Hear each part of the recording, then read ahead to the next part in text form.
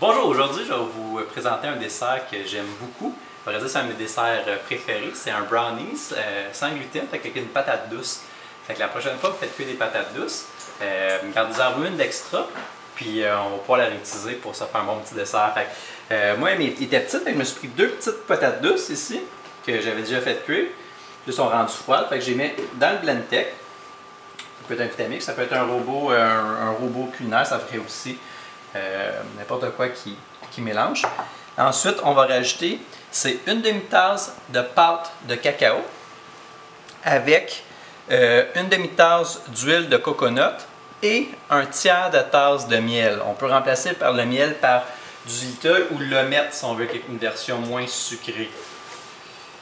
Fait que j'avais fait faire fondre ça d'avance.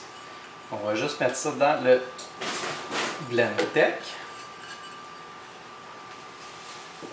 Et on va rajouter 3 œufs entiers.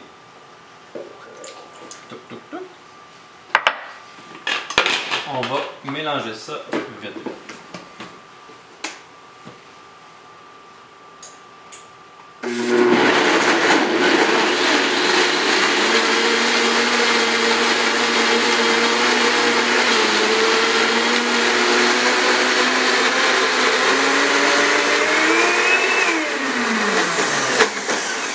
Vous voyez, ça commence à être épais, c'est un bon signe d'arrêter. Ensuite, on va rajouter de la farine de coconut, 3 cuillères à soupe, une cuillère à thé de bicarbonate de soude sans aluminium, puis une cuillère à thé de poudre à pâte sans aluminium aussi, et une petite pincée de sel. Bon, on met ça là-dedans.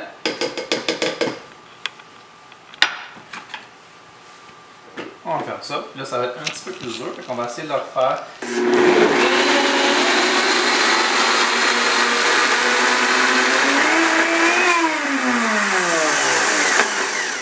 Et voilà, c'est pas obligé d'être bien mélangé.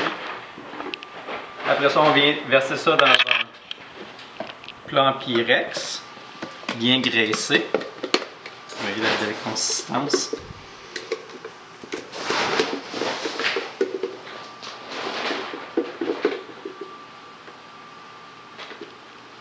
Et voilà. On s'assure de bien licher les bords.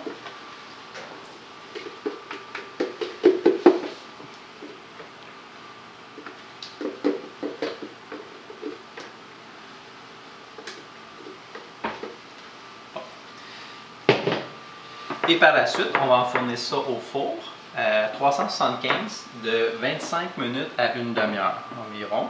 Ça ne donne rien de le faire trop cuire, on aime ça quand c'est encore chewy. Puis je vais vous montrer le résultat là, à l'instant. Ok, on vient de sortir le brownies du four.